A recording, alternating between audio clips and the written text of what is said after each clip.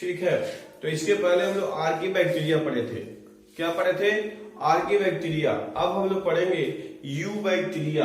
याद होगा आपको यू बैक्टीरिया। यू का मतलब होता है गुड, यू का मतलब होता है गुड। क्या होता है? गुड। यानी कि जैसे आर्की हम लोग पढ़े थे पुराना बैक्टीरिया, सबसे पहले जो बैक्टीरिया पाया जाता था वो आर्की बैक्टीरिया, उसके बाद आपका आ गया यू बैक्टीरिया। यानी कि इस समय जो भी बैक्टीरिया पाए जाते हैं सब के सब यू बैक्टीरिया होते हैं। बात समझ में आया? कौन बैक्टीरिया?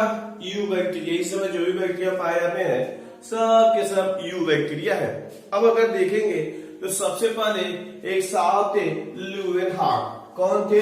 ल्यूवेनहॉक। ये हो गया ल्यूवेनहॉक।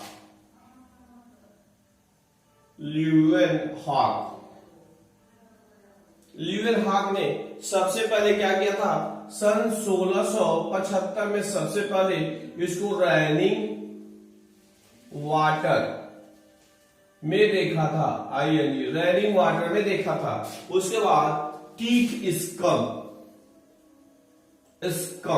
स्कम दांत का खुरचन कर सकते हैं, दांत में से खुर्च के निकाल लेते हैं, उसको स्कम कहते हैं। किसने देखा था? ल्यूवेनहॉक ने। क्या देखा था? ये सबसे पहले इन्होंने 1675 में इसको पानी में देखा था, दांत के खुरचन में देखा था, और उन्होंने इसका जो है वर्णन जो है, इसका वर्णन अपनी पुस्तक the secret of nature discovered by Leeuwenhoek, यानी कि द सीक्रेट ऑफ नेचर में इसका उन्होंने जिक्र किया था। इसीलिए जो ल्यूवेनहॉक है उनको फादर ऑफ माइक्रोबायोलॉजी कहा जाता है। Father of microbiology.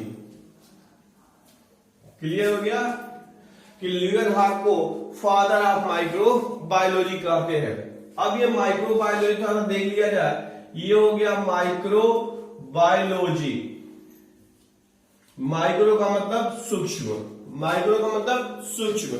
आप बायोलॉजी का मतलब समझ रहे हैं, यानी कि कह सकते हैं कि जीव विज्ञान की वह शाखा जिसके अंतर्गत सूक्ष्म जीवों का अध्ययन करते हैं। यदि बैक्टीरियाओं का अध्ययन करते हैं तो सूक्ष्म जीवों का अध्ययन करते हैं तो उसको क्या कहते हैं? माइक्रो बायोलॉजी कहते हैं। एक इसी से संबंधित शाखा है जिसको हम कहते हैं बैक्टीरियोलॉजी। क्या हो गया? बैक्टीरियोलॉजी। यानी कह सकते हैं बैक्टीरियोलॉजी में जीव विज्ञान की वह शाखा जिसके अंतर्गत हम बैक्टीरिया का अध्ययन करते हैं बैक्टीरियोलॉजी कहते हैं। क्लियर हो गया आपको?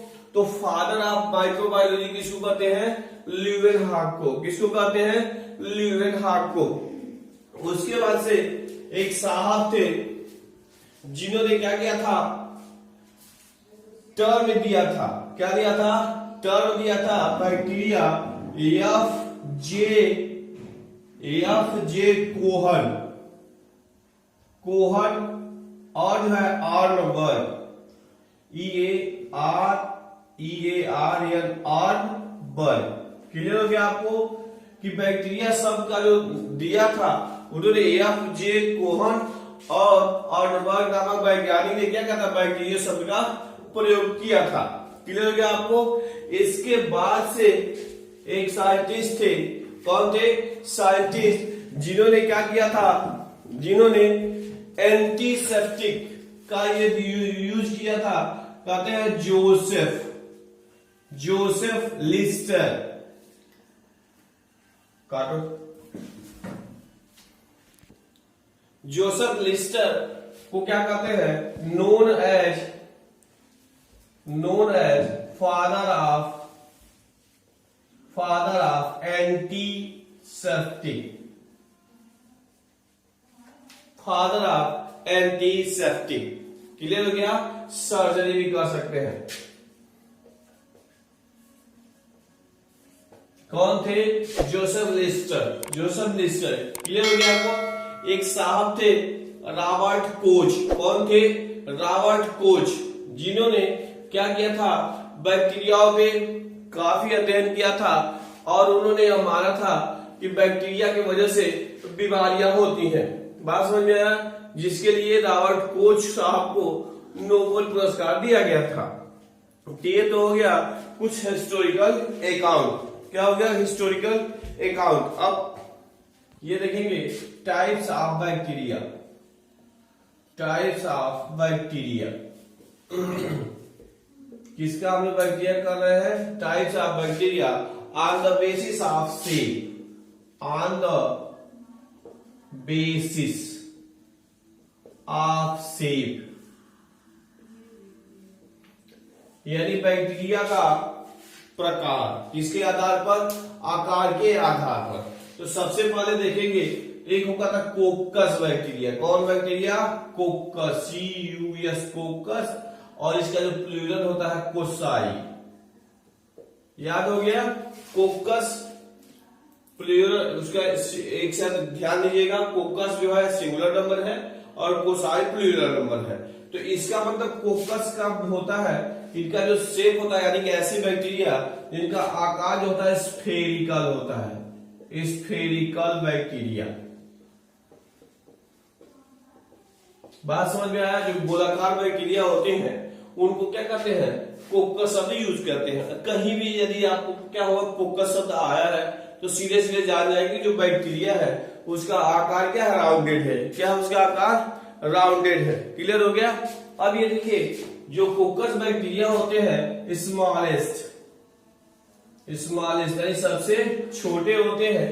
क्या होते हैं, सबसे छोटे होते हैं। और कह सकते हैं मैक्सिमम रेसिस्टेंट बैक्टीरिया। क्लियर हो गया आपको कि ये जो बैक्टीरिया होते हैं सबसे छोटे होते हैं और इनकी क्या होती है, मैक्सिमम रेसिस्टेंस, यानी इनकी जो प्रतिरोधक क्षमता होती है सबसे अधिक होती है। एग्जाम्पल के रूप में कह देंगे स्ट्रेप्टोकोकस। क्या कहते हैं, स्ट्रेप्टोकोकस। क्लियर हो गया। तो ये था कोकस, स्ट्रेप्टोकोकस है, मोनोकोकस है और कई बैक्टीरिया है। ठीक है। दूसरा जो बैक्टीरिया हो गया वो हो गया बैसिलस। क्या हो गया, बैसिलस। बैसिलस सिंगुलर है और बैसिलाई प्लूरल है। अब इसका मतलब होता है rod shaped bacteria, rod shaped bacteria. Clear हुआ। यानी कि ऐसी बैक्टीरिया जिनका जो कोशिका का आकार है वो अक्षर के आकार का होता है, लंबा होता है, तो उसको कहते हैं, क्या कहते हैं, बैसिलस कहेंगे। बैसिलस जहां भी है उसके लिए बैसिलस शब्द आए तो सीधा आप समझ लेंगे कि इसकी जो बैक्टीरिया का जो सेल है वह क्या है, लंबा होता है। बात समझ में आ गया।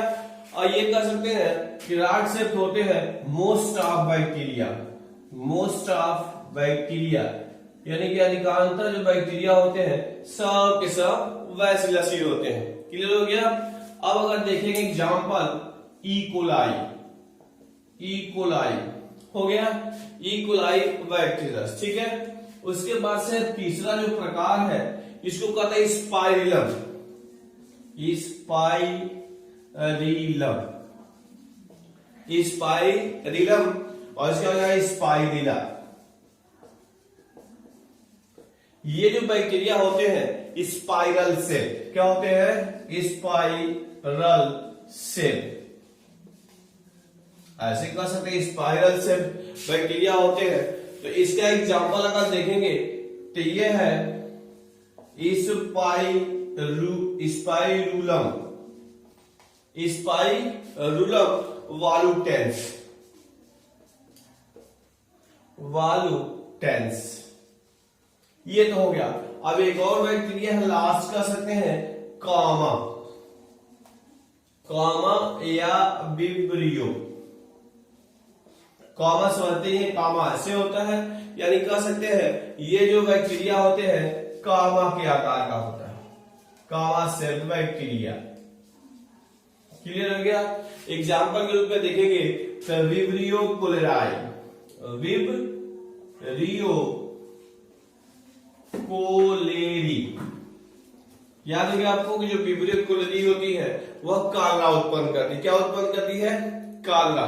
अब एक बार फिर अगर थोड़ा सा देखेंगे कि जो बैक्टीरिया होते हैं आकार के आधार पर, कौन बैक्टीरिया है, ये यू बैक्टीरिया।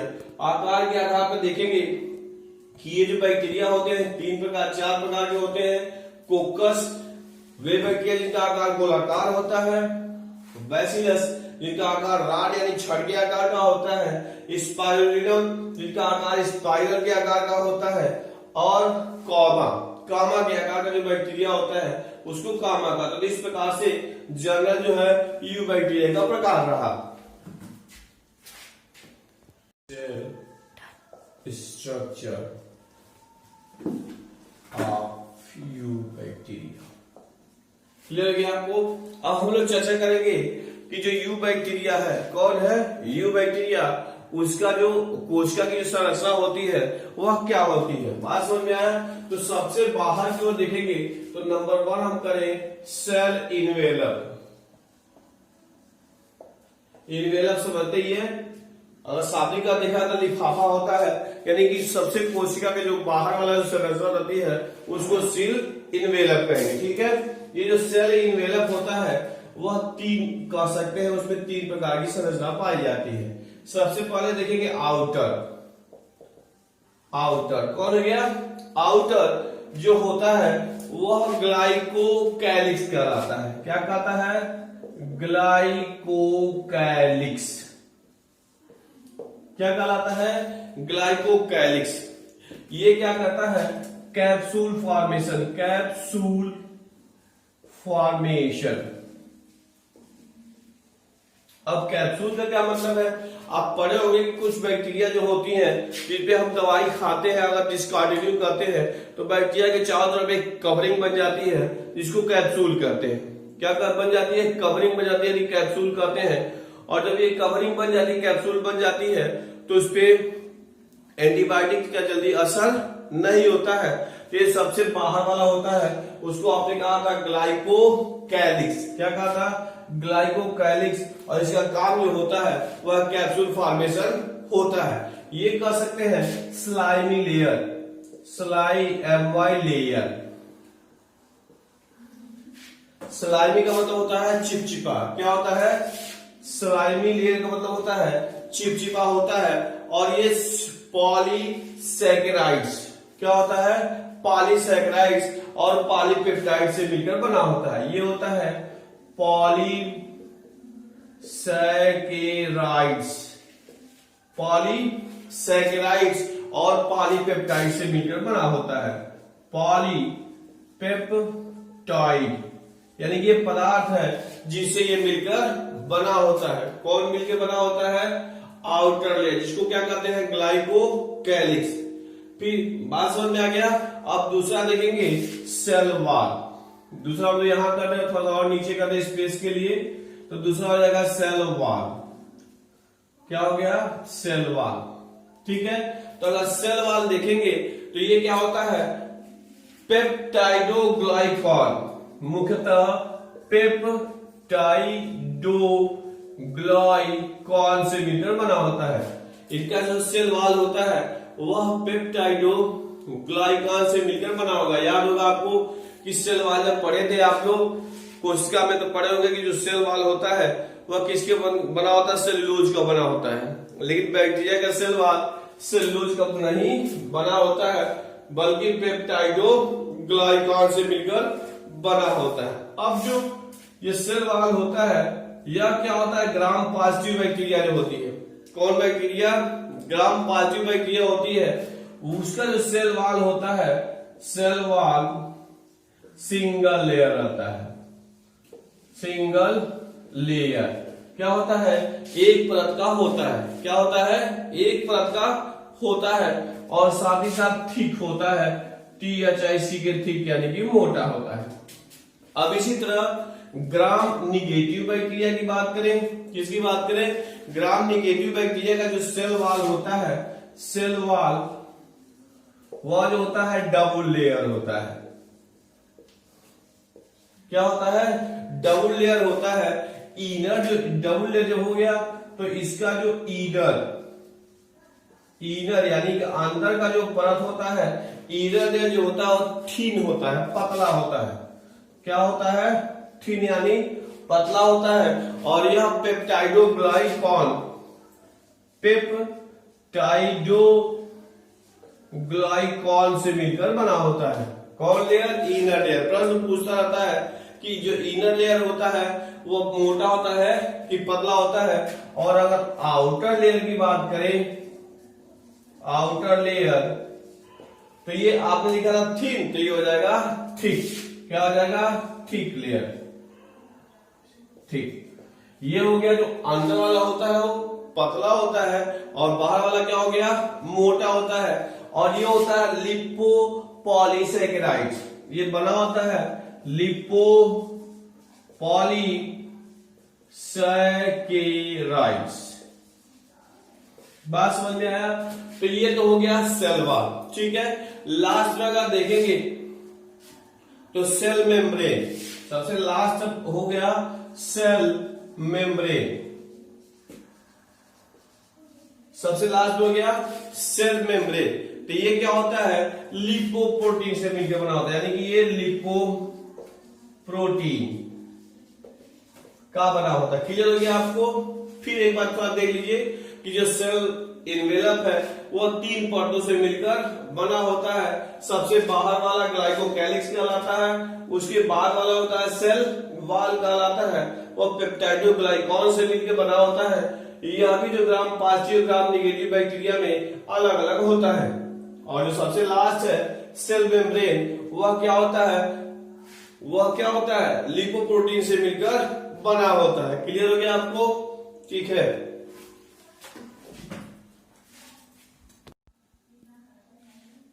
सेल इन्वेलप, उसके बाद आ गया साइटोप्लाज्म। क्या हो गया? साइटोप्लाज्म। इसमें देखेंगे कि जो मेम्ब्रेन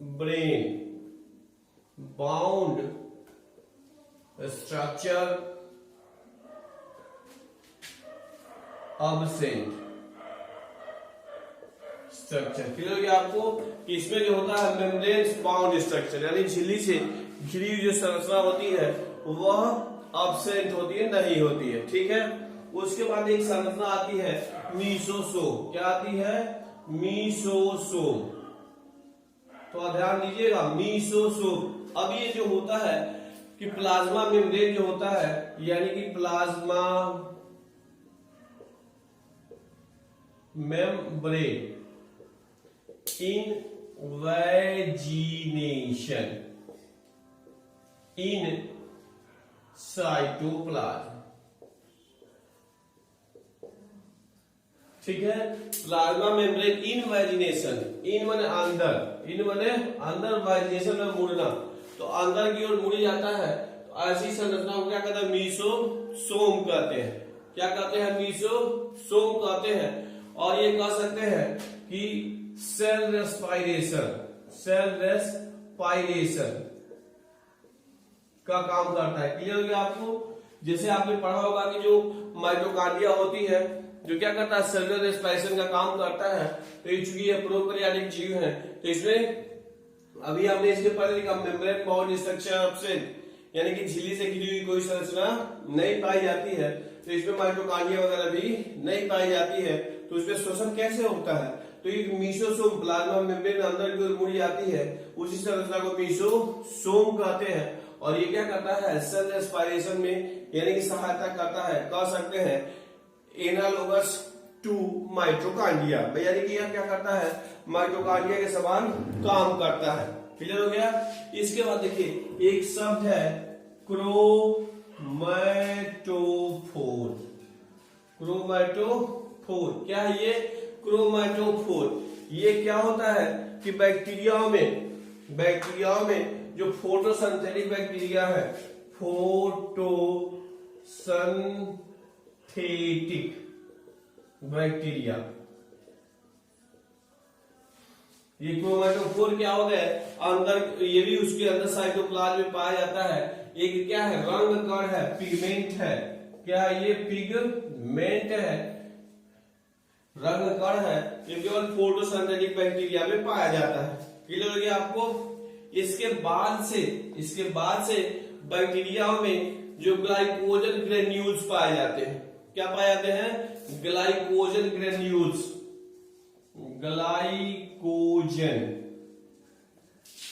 ग्रेन्यूल्स पाए जाते हैं, ग्लाइकोजन ग्रेन्यूल्स पाए जाते हैं। जो क्या करते हैं स्टोरेज, क्या करते हैं स्टोरेज का काम करते हैं, खाद्य पदार्थों का संग्रह करने का भी काम करते हैं। इसी तरह वॉल्यूटिन ग्रेन्यूल्स भी पाए जाते हैं। क्या पाए जाते हैं? वॉल्यूटिन ग्रेन्यूल्स। ग्रेन्यूल्स का मतलब कण है, ग्रेन्यूल्स का मतलब कण है। ये क्या करते हैं? इसको ये संग्रह करने का काम करते हैं। ठीक हो गया। इसके बाद से एक आता है प्लाज्मिड। क्या हो गया? प्लाज्मिड। क्या हो गया? प्लाज्मिड। ये जो प्लाज्मिड होता है वह बैक्टीरिया में ऐसे सर्कुलर डीएनए पाया जाता है, दोहरी तंतु वाला ऐसे डीएनए पाया जाता है जो क्या करता है? इसको एक्स्ट्रा क्रोमोसोमल, इसको कहते हैं एक्स्ट्रा क्रोमोसोमल डीएनए। क्लियर हो गया? प्लाज्मिड क्या होता है? बैक्टीरिया में पाया जाने वाला वृत्ताकार एक्स्ट्रा क्रोमोसोमल डीएनए होता है। इसका उपयोग जेनेटिक इंजीनियरिंग में करते हैं। क्या करते हैं? जेनेटिक इंजीनियरिंग में करते हैं। हम लोग सेकेंडरी में पढ़ेंगे प्लाज्मिड क्या होता है, तो इसका उपयोग क्या करते हैं हम लोग जेनेटिक मटेरियल के रूप में, ये क्या करते हैं उसमें जेनेटिक इंजीनियरिंग में इसका उपयोग करते हैं। अब इसमें क्या होता है कि जीनोफोर, क्या होता है? जीनोफोर। जीनोफोर यानी कि जेनेटिक मटेरियल है। क्या होता है? जेनेटिक मटेरियल है। और याद होगा आपको, क्या होगा? जो बैक्टीरिया होता है उसमें केंद्रक नहीं पाया जाता है, यानी केंद्रक जो न्यूक्लियर मेम्ब्रेन है वह नहीं पाया जाता है, तो पाया जाता है जीनोफोर। और जीनोफोर को इनसिपिएंट न्यूक्लियस भी कहते हैं। याद होगा हम लोग पढ़े थे प्रोकार्योट्स में। तो इसमें जीनोफोर होता है जो जेनेटिक मटेरियल को ले जाने का काम करता है। और शब्द लिख सकते हैं, एक है फ्लैजिला। क्या है? फ्लैजिला। यह कह सकते हैं लोकोमोटरी ऑर्गन्स है, लोकोमोटरी ऑर्गन्स है, यानी कह सकते हैं प्रचलन का अंग है। क्या है? प्रचलन का अंग है। इसके आधार से क्या करता है? बैक्टीरिया चलता है, यानी कि एक स्थान से दूसरे स्थान पे चलता है। तो अब आप क्या करेंगे कि जो आपके किताब में यूकेरियोटिक बैक्टीरिया का चित्र दिया, एक सेल दिया है टिपिकल यूकेरियोटिक बैक्टीरिया का, उसको आप पूरे से सही से वेल डायग्राम बना लेंगे और उसके बाद से फिर और आगे हम लोग देखेंगे। क्लियर हो गया आपको? ओके।